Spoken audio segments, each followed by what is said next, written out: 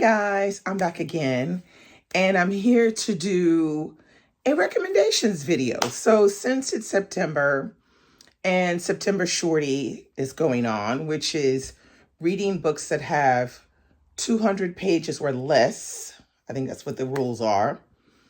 I thought I would come on and do a recommendations because I have read over the years some shorties that I think are worth mentioning, and maybe you'd be interested in checking them out. So the first three are short story collections. So the first one I'm going to mention is this one right here, and I'm sure everybody knows about it. If you don't, get your copy because this one is good. This is by Disha Filia, and it's The Secret Lives of Church Ladies. Now, this one came out, I want to say the year of the pandemic, maybe was it 2020? Yeah. It came out the year of the pandemic, but it came out with a bang because these are some really, really good short stories.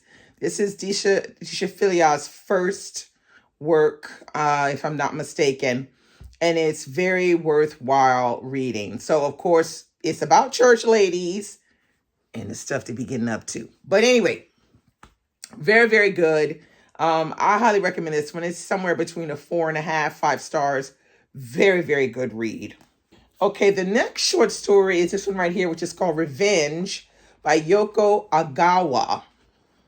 Now, I read this quite a few years ago, and I don't really get into reading things like horror or anything like that, although I have read a few. Now, this one, I don't think you would call it horror, but it does kind of borderline on it. It's a collection of short stories that have kind of unsettling, spooky things going on in them. I think this was the first book by Yoko Ogawa. I think it was the first one I had read by her. And then I followed it up with the professor and the, what's it called? The housemaid and the professor. And then I followed it up with Hotel Iris. But this one is the one I decided to talk about. Couldn't find the professor and the house. I don't know where that one is. I decided to talk about this one because I like this one. I think I gave it a 4 stars out of 5. And this one has a series of stories that are quite unsettling. And if you have read it, you'll know this strawberry is very important for one of the stories in here. I can't really talk about it like that because these are the kind of stories where you need to read it and feel it for yourself. But highly recommend this particular short story collection and just reading Yoko Ogawa in general. She's really, really good writer. Now, the third collection is this one right here, which is Aiti, and this is by Roxane Gay. So this was the second Roxane Gay I think I read. I decided to pick this one up because it was a series of short stories. And there's actually a short story in here, which is the precursor to Roxane Gay writing An Untamed State, which I reviewed not so long ago. These short stories all borderline around the country of Haiti, talking about various different themes. The idea of wanting to leave the island and immigrate to the U.S. for a better life.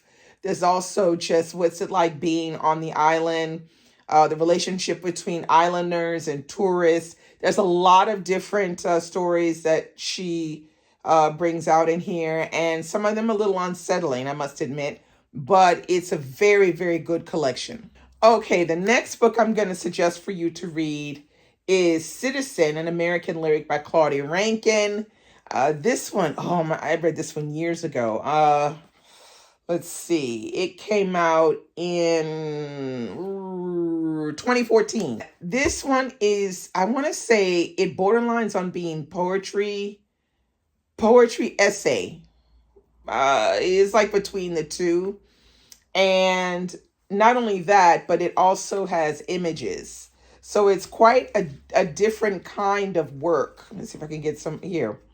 It's kind of a different, like an artistic kind of work because it has picture mixed with poetry and essay. Yeah. I highly recommend this one. It's a 5 stars. It's very, very good read. This one. It was also a finalist for the National Book Award. Really highly recommend it. I think Claudia Rankin has something else out that she wrote recently, which might be also a good place, something else to check out. But if you want to sort of see something from back in the day, I would suggest, picking this one up. Very, very good. Okay. The next book I have here is The Blacker the Berry by Wallace Thurman.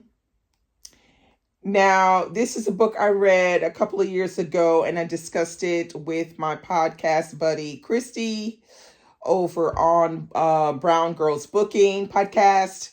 And I absolutely love this book. So this book talks about a young woman called, I think her name was Emma Lou. Yeah, I think it was Emma Lou. And Emma Lou is urged to leave her, kind of close-knit family where she feels like she kind of sticks out because she's not as light-skinned as the rest of her family or fair-skinned as the rest of her family. So she goes east and to make her life there. And while she's there, there's a whole host of things that happen to her, characters that she meets that make her question or position herself by the color of her skin. It's a really interesting short novel to explore this idea of colorism through the Black community and outside of the Black community. Very, very good read. There's a lot going on. It's the perfect book, though, to read from Wallace Thurman. This is my first Wallace Thurman, but I hope to read something else by him. Highly recommend this one because it really does make us think about the intensity of the idea of colorism, and it could also make us think about how much has colorism changed today? Has it changed today? And to what extent? So there's like a quote on the back of the book. It says, the tragedy of her life was that she was too Black. So reflect on that.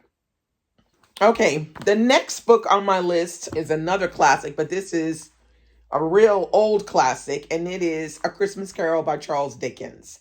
Now, I think everybody knows the story, but I think you need to read the book. And look how slim this one is. It's super slim, but it's still written very, very well. And it's a perfect read for autumn or winter. It's a story that is, to a certain extent, a little moralistic, but I like it. I like Dickens. And I feel like if you want to get back into reading classics, this could be a good place to start. Now, the next classic I have on my list is James Baldwin's Giovanni's Room. Now, this one is, to me, probably one of the ones that I would think that people would want to pick up first because it's short. But not only that, it talks about a young man who's called David. And David, so it's the 1950s, if I'm not mistaken. Yeah, it's 1950s. And David is waiting for his fiance in Paris. And his fiance is spending time in Spain for some reason. And he's waiting for her to come back from this trip. They're going to meet in Paris, and then they're going to go back to the U.S. and get married. So, David, on the other hand, meets Giovanni in a bar, and they have a relationship, an ongoing relationship during this period that David is waiting for his girlfriend, or his fiance. I highly recommend reading this book. This is one of Baldwin's books where there are no African Americans in the book. This is a book that's strictly white characters. And we have Giovanni, who is Italian. But I highly recommend you read this book because you can see a lot of parallels around class and expectations and, loads of things. Passion, where do you fit in the world? And, are we allowed to, especially at this time period, it's 1950s, David is struggling. He knows that his goal is he must meet his fiance and go back and get married. But is that really what he should be doing? This kind of thing. It's a really good story. It's very short, but it's chock full of little tidbits and nuggets to really think about. I highly recommend this one. If you have not read, Giovannis Room, where you been? This is the one right here. Okay, this next one, I read this one years ago. It's called Our Souls at Night by Kent Haruf. Now, this is a story that explores independence, loneliness, and trust to a certain extent. And it's a story about two elderly people, should I say a lady and a man, and they both live alone. And their relationship kind of starts with them, calling each other on the phone, almost like right before bedtime. And then at one point, I can't remember which one says it, but one of them says, "Why don't you come over and just sleep here?" So that starts a relationship of closeness between these two elderly people. And then the story spans out and you get sort of the reactions of the people that are in their entourage and how they deal with these two trying to kind of start a relationship out of a simple need for closeness, and to squelch their loneliness. Such a good story. I think this was this was adapted to film with, I think it has Jane Fonda and Robert Redford, I think, is in it. They played the main characters. But really good book, and it's super short to read, very interesting. And this is good if you want to read a book with characters over the age of 60. Okay, so this next one is another book with a character over the age of 60. And this one talks about Dr. Morayo da Silva. So this is called Like a Mule Bringing Ice Cream to the Sun. I also read this one years ago. I think I read this one maybe twice, I think. This is a book that explores the life of Dr. Da Silva, who is a spunky woman of color who drives around in an old Porsche. And she is a literary professor. And this is another story that explores this idea of independence, the importance of independence, and how when it's taken away from us, how it tests our ability to bounce back, and our ability to adapt to the situation that we're in. This is a short novel, but it's very, very important, I think, and it still has a bit of joy in it. And I really love this novel. I think it's just really well written, and it's something that we don't see very often, are stories with characters over the age of 60. So that's why I put these two in. Okay, next we have this one right here, which is called The Buddha in the Attic by Julie Otsuka. Julie Otsuka is an American writer, and she writes this story about these mail order brides. She writes it so, so well. And the thing about this one that's so particular is that instead of writing this with the third person or the first person, she uses the first person plural. And I feel like in using the first person plural, this gives a lot of weight towards those mail order brides that come over to marry these men in the US. And you're like hearing their voices, a chorus. Very, very well done. Super story. And this is like something that's part of history that makes a good story, but it's also something that we don't hear a lot of talk about that much anymore. But this mail order bride thing that happens in this book, I mean, it kind of reminds us of, dating sites today. But I mean, can you imagine you have been sent a picture of someone from abroad that is going to be your husband, and you're like, oh yeah, he looks okay, but you have no choice. You have to go and marry this person no matter what. But then when you arrive, the person that picks you up that says, I'm your husband, don't look a thing like the picture that you was sent earlier. I mean, this one is good. It's good. All right. The next book on my list is This Year You Write Your Novel by Walter Mosley. So I picked this up in a used bookstore, and I've read through this quite a few times. This is the simplest way to write a novel. Now, this isn't, write a novel and it's perfect at the end. This is write a novel, which is get something written down, because you have to get something written down first before you can actually edit and make your novel tight and right. Okay. So this book right here gives you some basic tips on how to make that happen.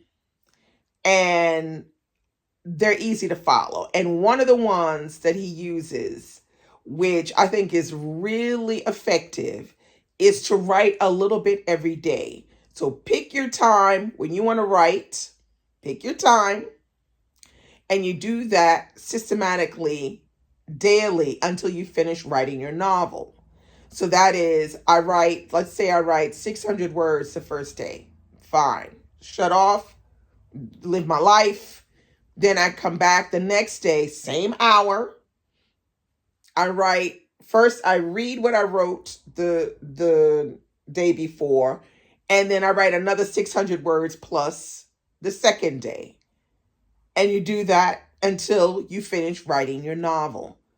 That, I think, is a smart way to go about actually getting a novel written, because you have to spend the time, and you need to, that is, block off a period during the day where you know that writing this novel is going to be possible.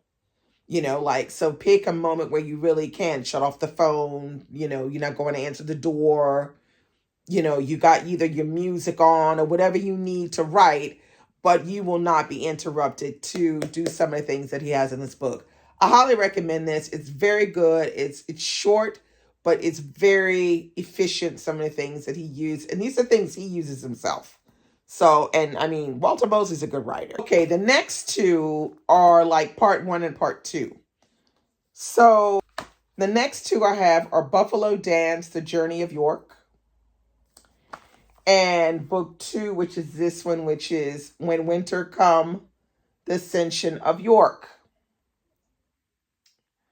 Okay, so these two books explore Lewis and Clark's journey to cross the U.S. to get to the Pacific Ocean. But they are spoken through the eyes of the slave that traveled with them, who's called York. So these are sort of fictionalized ideas around this exploration of the U.S. and going to the Pacific Ocean. So with these novels, so this is them on the journey there and back. And this one is when they get back to the plantation. So this is when York has lived through the expedition and he comes back and he's a changed person. He has seen so many things. He is not the man that he was before. So you got to read this one. And then you got to read this one.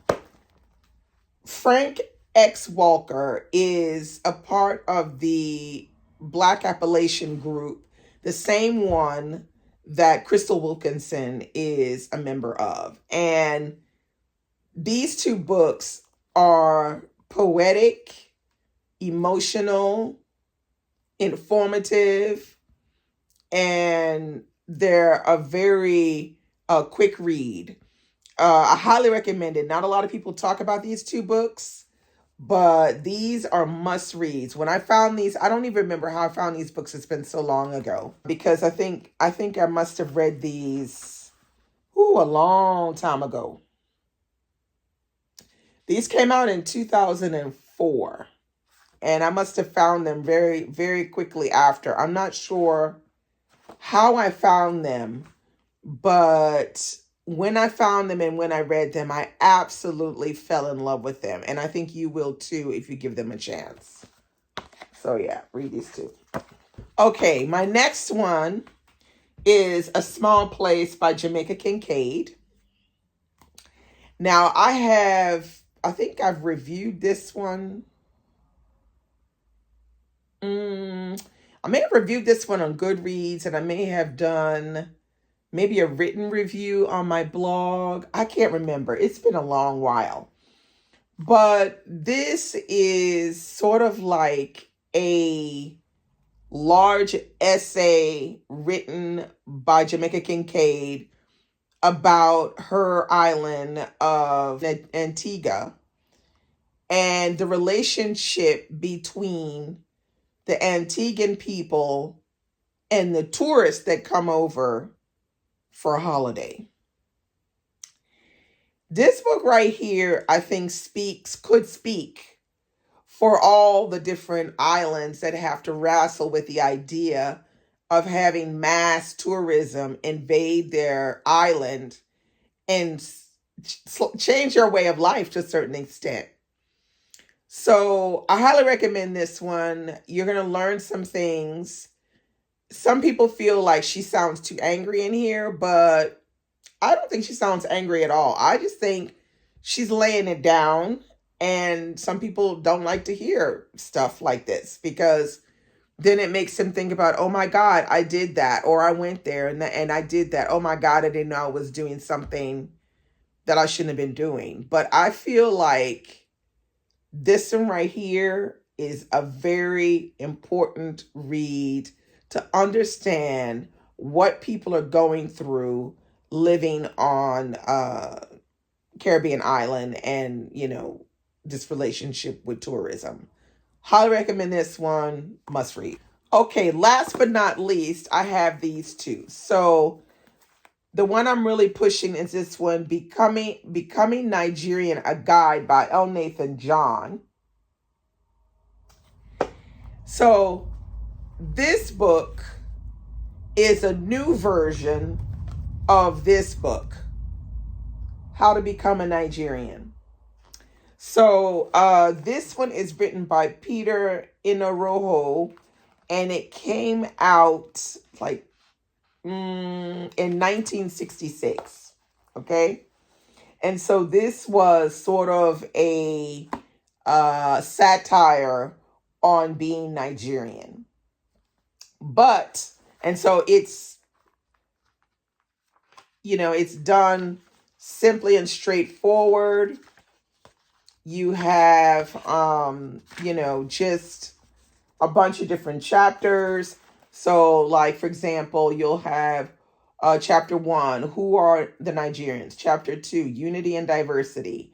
Chapter 3, the chairman. Chapter 4, etiquette, etc., etc., etc. So short book, and it was supposed to be humoristic. And not only that, but this one, it actually has like little sketches inside, you know, of the book. So this was in 1966. So it made L. Nathan John want to do a more modern version of this one, of how to be a Nigerian, and he made it into Becoming Nigerian.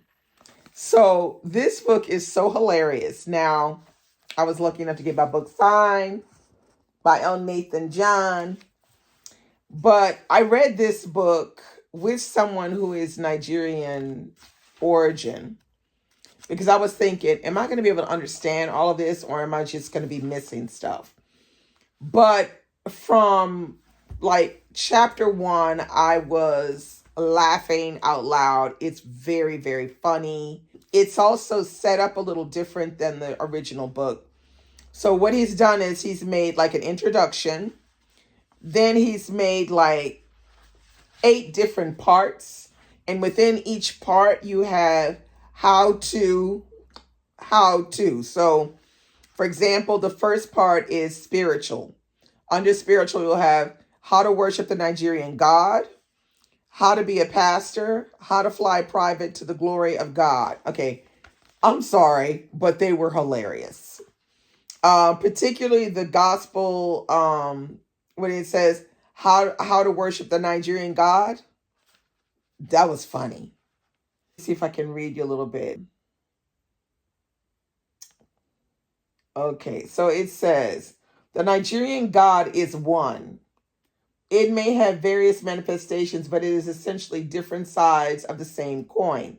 Sometimes adherents of the different sides may fight and kill each other, but Nigerians all worship the Nigerian God. For all those who want to become better worshipers, this is for you.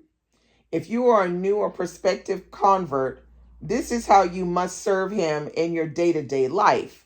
You will be richly blessed for choosing the Nigerian God. And in case you were wondering, yes, the Nigerian God is a full-blooded Nigerian male. Okay. Oh, Jesus. This book is funny. I'm sorry, but it's just funny as hell. It has everything down to, you know, what happens when you're sick, you know, some other unsavory kind of things. Like it'll have something like how to be a car owner, how to own a slave. You know, they have all kinds of things in here, but it's very funny. I highly recommend this one a lot.